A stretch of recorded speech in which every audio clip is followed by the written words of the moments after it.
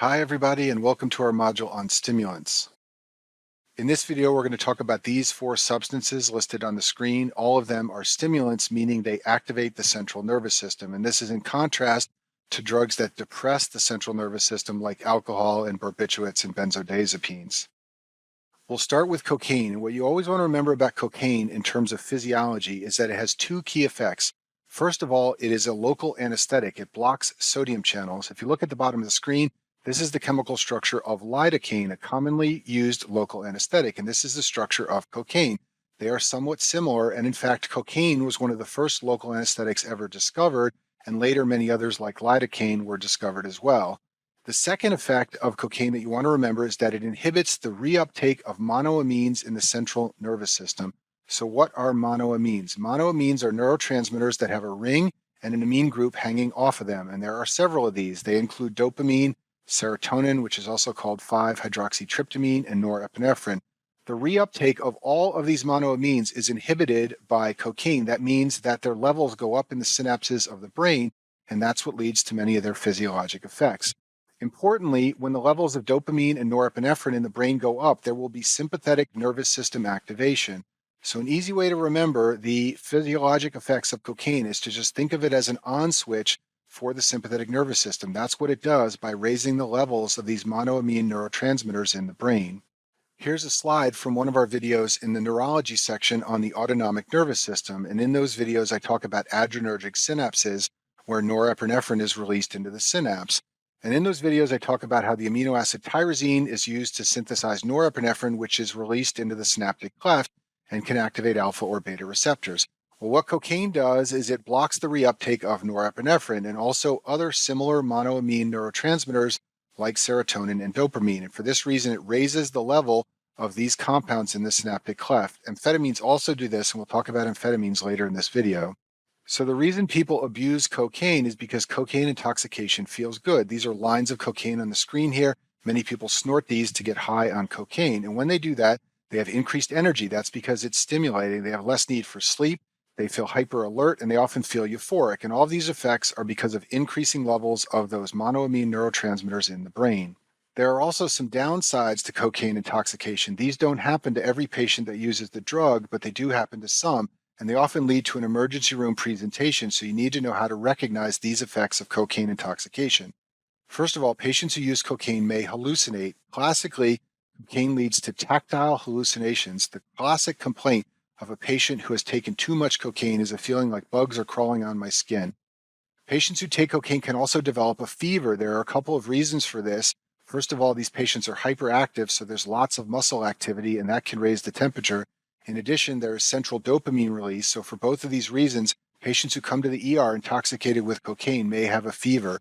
Cocaine can make you anxious. It can even make you paranoid. And in some cases, this can mimic psychosis. But remember, there are three elements of psychosis: hallucinations, disorganized thought, and delusions. These patients will usually only display hallucinations and not other elements of psychosis. And the treatment is benzodiazepines, which is a CNS depressant, and it will counteract the effects of cocaine. Some of the signs you will see among patients who are cocaine intoxicated all involve sympathetic nervous system stimulation. Remember, cocaine is an on switch for the sympathetic nervous system, so there will be stimulation of alpha and beta receptors. First of all, the pupils will usually be dilated. This is because of the sympathetic nervous system fight or flight system activation. You can also see tachycardia and increased blood pressure. Chest pain is a very common complaint among cocaine users. There are a couple of reasons for this, and they all relate to the fact that the sympathetic nervous system is activated. First of all, there's an increase in myocardial oxygen demand. That's because the sympathetic nervous system activation leads to tachycardia and a rise in cardiac contractility. It also leads to hypertension, which represents an increased afterload on the heart. In addition, there is a fall in oxygen supply to the myocardium because of coronary vasoconstriction. Therefore, you get a mismatch between supply and demand, and that leads to angina. In addition, cocaine can cause thrombosis. It can cause platelets to stick together and thrombus to form, so cocaine can lead to a myocardial infarction. It's rare, but it sometimes happens, and this is the way that patients die when using cocaine. They have a myocardial infarction and they get an arrhythmia, and that leads to cardiac death. The treatment for chest pain in a cocaine user is very different from the treatment of other forms of myocardial ischemia. The mainstay of treatment is benzodiazepines. As I said before, this counteracts the stimulating effects of cocaine It's sedating and calming, and it diminishes the cocaine-related stimulating effects. We usually give an aspirin to lower the risk of thrombus formation, and then finally, you need to avoid beta blockers. If you administer beta blockers when the sympathetic nervous system is activated, you will have increased and unopposed alpha effects, and this can worsen hypertension and chest pain. So even though we normally give beta blockers to patients with the regular kind of angina, you don't want to give beta blockers to a patient with angina from cocaine use. There is a withdrawal syndrome that can occur among chronic cocaine users. It's not very serious and usually not life-threatening. If patients are using cocaine regularly and they stop, they can get depressed and tired. They can have trouble concentrating and they can be sleepy all the time. Basically, this is a reversal of all the stimulating effects of cocaine. Unlike other forms of withdrawal, like alcohol withdrawal, this is usually not dangerous. All right, moving on to our next stimulant, let's talk about amphetamines. Just like cocaine, these drugs are stimulants that increase central nervous system activity. All amphetamines have a modified form of a molecule called a phenethylamine. This is one shown at the bottom of the screen here. It's got a benzene ring attached to an amine group, and a modified form of this molecule is present in every type of amphetamines. There are a number of different subtypes.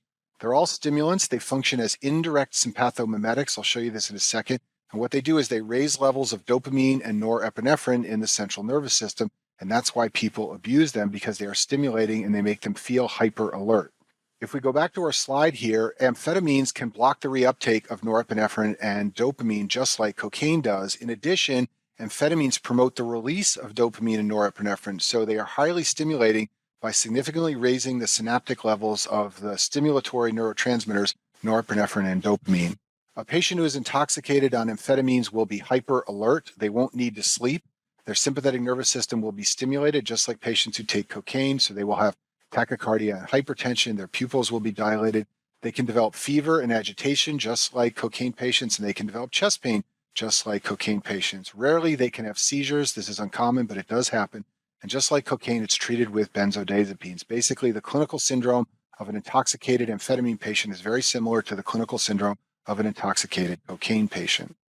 Moving on, let's talk about caffeine. Caffeine, as you may know, is a substance found in coffee and other caffeinated beverages, and Dr. Ryan himself is a major abuser of this substance. Caffeine's chemical structure is called a methylxanthine. This is its structure shown on the screen here. It's got a 5 and a 6-member ring, and you can see the caffeine structure is very similar to the base adenine, which is found in the nucleotide adenosine. And if you know that, that's an easy way to remember that the way that caffeine works is by antagonizing adenosine receptors. In the central nervous system, this leads to the release of dopamine and norepinephrine, and that's what's responsible for caffeine's stimulatory effect. In addition, there are some adenosine receptors found in the kidneys, and for this reason, when you drink caffeine, there's renal adenosine receptor blockade, and this leads to a mild diuresis. So if you drink lots of coffee, you will urinate a lot, and there are two reasons for this. First of all, you're drinking lots of liquid in the coffee itself. In addition, there is a mild diuretic effect of caffeine. In the cardiology video on stable angina, I talk about chemical stress tests. This is a way to administer a stress test to a patient who cannot walk on a treadmill. And one of the ways you can do this is by administering intravenous adenosine, which functions as a vasodilator. This will induce a phenomenon called coronary steal, which I talk about in the stable angina video. You should be aware that the effects of adenosine are blocked by caffeine. That's because, as I told you before, adenosine has a methylxanthine in it, and caffeine is a methylxanthine. So if a patient has had coffee and they come in for a chemical stress test, they won't be able to have their chemical stress test because the intravenous adenosine will not work. The same is true if a patient is on theophylline. This is a COPD drug. It is also a methylxanthine, and it will block the effects of adenosine if used for a chemical stress test. Lastly, we'll talk about nicotine. Nicotine is an addictive substance found in tobacco. It activates nicotinic acetylcholine receptors and works as a CNS stimulant, and it activates the sympathetic nervous system. Shown on this slide is our map of the autonomic nervous system that I describe in detail in the videos in the neurology section. But by way of review, nicotinic acetylcholine receptors are found between the pre- and postganglionic neurons in the sympathetic nervous system. In addition, you can find nicotinic receptors in the adrenal gland in the adrenal medulla. So when these receptors are activated by nicotine, this basically turns on the sympathetic nervous system. You get release of epinephrine from the adrenal gland, and you get activation of the neurons in the sympathetic nervous system. There are nicotinic receptors found in the parasympathetic nervous system as well, but it is the sympathetic system effects that dominate, and that's what you want to think of when you think of the effects of nicotine. Because of its central nervous system effects, nicotine is highly addictive. And for this reason, people find it hard to quit smoking. And when they keep smoking, they can develop lung cancer and emphysema. If patients who are smokers do quit smoking, they will go through nicotine withdrawal. And the symptoms of nicotine withdrawal are shown in this slide. First of all, patients who quit smoking get very hungry and they usually gain weight. They also often usually go through a period of depression. In addition, they have sort of a relative central nervous system hyperactivity that leads to insomnia, irritability, anxiety, difficulty concentrating, and restlessness. These are all symptoms of the central nervous system just being out of whack because you've removed the nicotine stimulus.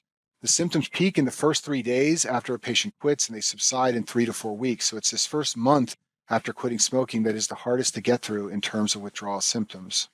For your boards and also for real life, you should understand how to counsel a patient who is a smoker to get through smoking cessation. First of all, as I mentioned before, the primary barrier is the addictive qualities of nicotine. The first thing you want to do when helping a patient quit smoking is assess barriers to quitting. This is a buzzword. What this means is you want to discuss the benefits of quitting and address the patient's concerns. Find out what might be keeping them from quitting smoking and see if you can help talk them through that.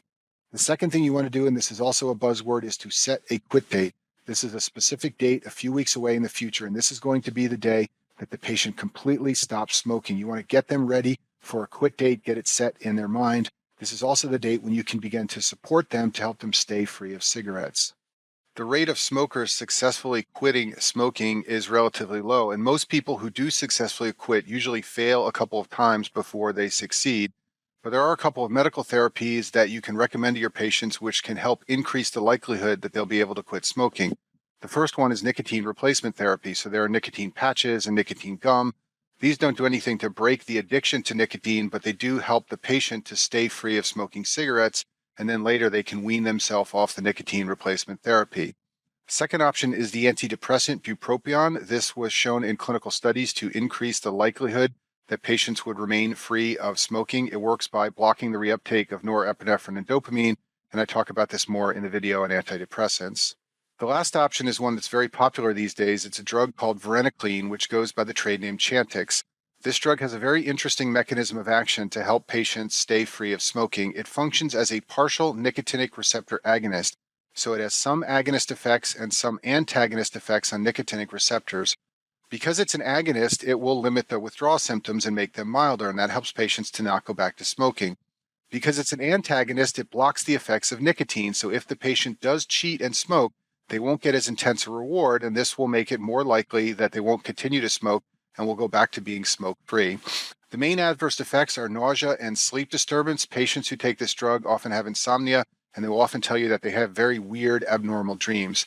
Now, when this drug first came out, there were reports that it was associated with depression and suicidal ideation. Those have subsequently been disproven, and the FDA has removed any warning that varenicline may cause depressed mood. But if you read some older textbooks, you may see this, so I just wanted to make you aware. And that concludes our module on stimulants.